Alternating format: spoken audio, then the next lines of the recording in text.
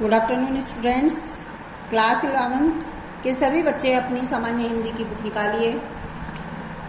इसमें हम आपको काव्य खंड पढ़ा रहे थे और काव्य खंड में आपको हम फर्स्ट चैप्टर कबीरदास जी द्वारा रचित साखी पढ़ा चुके थे। अब आइए देखिए, हम पढ़ाते हैं इनकी कबीरदास जी की पदावली। देखिए, बहुत दीनन थे मैं प्रीतम पाए, भाग बड़े घर बैठे आए, मंगलाचार माही मन राखो, राम रसायन रसना चासो, मंदिर माही भया उजियारा, ले सुती अपना पीऊ प्यारा, मैं रनी राशि जे निधि पाई, हमें ही कहा यहू तुम ही बड़ाई, कहे कबीर मैं कछु न कीना, सखी सुहाग राम मोही दीना। प्रस्तुत पद जो है वो कबीरदास द्वारा लिखित। कबीरदास जो है आत्मा और परमात्मा के मधुर मिलन को पति पत्नी के रूपक द्वारा उपस्थित कर रहे हैं। जो मृत्यु है, आत्मा और परमात्मा के मधुर मिलन को पति पत्नी के रूप में उपस्थित कर रहे हैं। परमात्मा रूपी पति जो है, परमात्मा रूपी पति द्वारा वरण की गई आत्मा रूपी दुल्हन अपने सौभाग्य को सराहते हुए परमात्मा के प्रति अपनी कृतज्ञता प्रकट कर रही हैं। मतलब परमात्मा रूपी पति, परमात्मा जो हो गया वो पति हो गया और आत्मा जो हो गई वो हमारी दुल्हन हो गई। तो इन दोनों ने अपने सौभाग्य को सराहते हुए परमात्मा के प्रति अपनी कृतज्ञता प्रकट की है। उन्होंने कहा बहुत दीनन थे मैं प्रीतम पाए। जीवात्मा कह रही है, जीवात्मा अपने प्रियतम परमात्मा से मिलकर अपूर्व सुख का अनुभव कर रही है। मतलब जीवात्मा अपने प्रियतम परमात्मा से मिलकर अपूर्व सुख का अनुभव करती हुई कहती है कि आज मैंने अनेक जन्मांतरों के बाद अपने प्रियतम राम को पा लिया है। भाग बड़े घर ही बैठे आए। अरे ये मेरे लिए तो बड़े भाग्य की बात है कि प्रियतम स्वयं प्रश्न होकर लेने के लिए मेरे घर आए हैं। मतलब ये तो मेरे लिए बहुत बड़े सौभाग्य की बात है जो मेरे राम मुझसे प्रश्न होकर, मेरे प्रियतम मुझसे प्रश्न होकर मुझे लेने के लिए मेरे घर आए हैं। और मंगलाचार माही मन राखियो, और मैंने घर बैठे ही बैठे उन्हें प्राप्त कर लिया है। अपने प्रियतम को पाकर मुझे असीम आनंद की अनुभूति हो रही है और मैं राम नाम रूपी मधुर रस का छक्कर पान कर रही हूँ। अतः अंतःकरण रूपी मंदिर प्रेम के पवित्र, मंदिर माही भया उजियारा।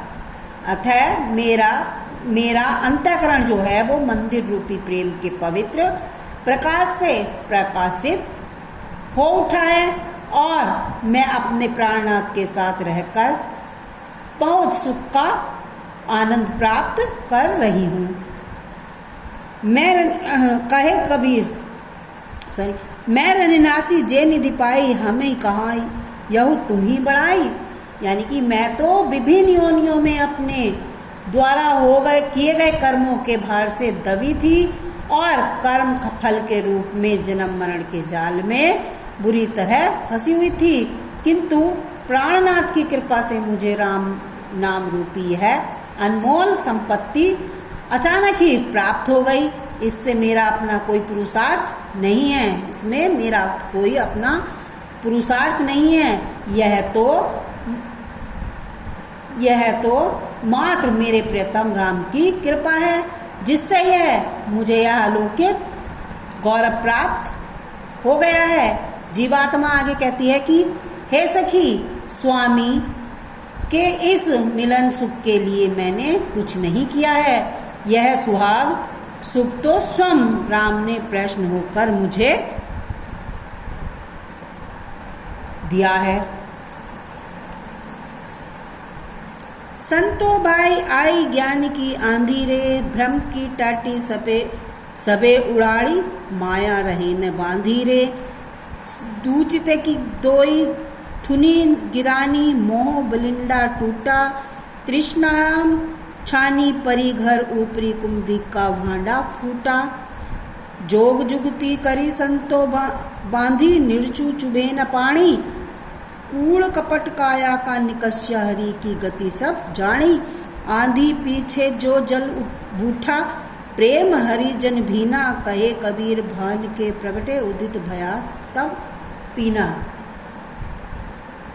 प्रस्तुत पद में कबीरदास जी ब्रह्म ज्ञान को एक आंधी का रूप, जो हमें ब्रह्म ज्ञान है उसको एक आंधी रूप मानकर मोह माया जनित विकारों के विनाश का बड़ा ही मनोरम और प्रभावशाली चित्रण प्रस्तुत किया है। कबीरदास जी कहते हैं कि संतो भाई, कि हे संतो, ब्रह्म ज्ञान रूपी अंधर जो था वो आ गया है, जिससे ब्रह्म का वह पर्दा, जिससे हम ब्रह्मा का साक्षात नहीं कर पाते थे, उड़ गया, उड़ गई। वो जो आत्मा थी वो उड़ गई।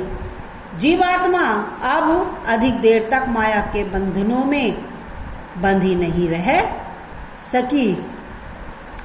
वह ब्रह्म ज्ञान को दूर, वह ब्रह्म ज्ञान हो जाने पर दूर हो गई।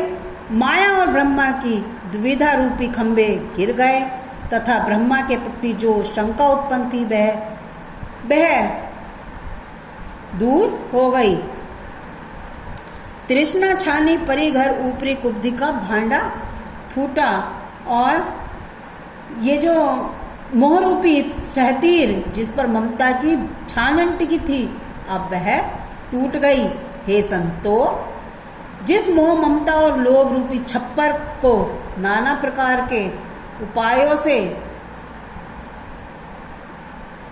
इस प्रकार मजबूत और अमेध बना दिया गया था, उससे ब्रह्मा रूपी जल किसी भी प्रकार प्रवेश न कर पावे। अर्थात मोह और माया में जीवात्मा इतनी जकड़ गई थी कि उस पर ब्रह्मा ज्ञान का थोड़ा सा भी प्रभाव नहीं पड़ सकता था। वह सभी ज्ञान रूपी आंधी के आने से स्पष्ट हो गई। शरीर जो है जनित सारे विकार रूपी कूड़ा करकट दूर हो गए और सबने ब्रह्मा के रहस्य को पहचान लिया।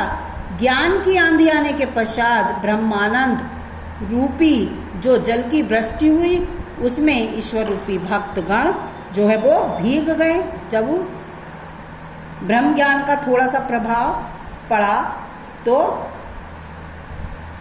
सबने ब्रह्मा के जब रहस्य को पहचान लिया, तो ज्ञान की आंधी आने के पश्चात ब्रह्मानंद रूपी जो जल की बारिश हुई थी, उसमें ईश्वर प्रेमी भक्तगण यानी कि भीग कर सरोबोर हो गए हैं तथा भक्ति रूपी सूर्य के प्रकट हो जाने से अज्ञान रूपी जो वो अंधेरे का विनाश हो गया।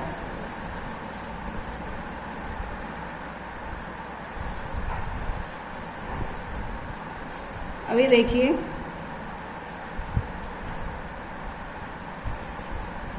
पंडित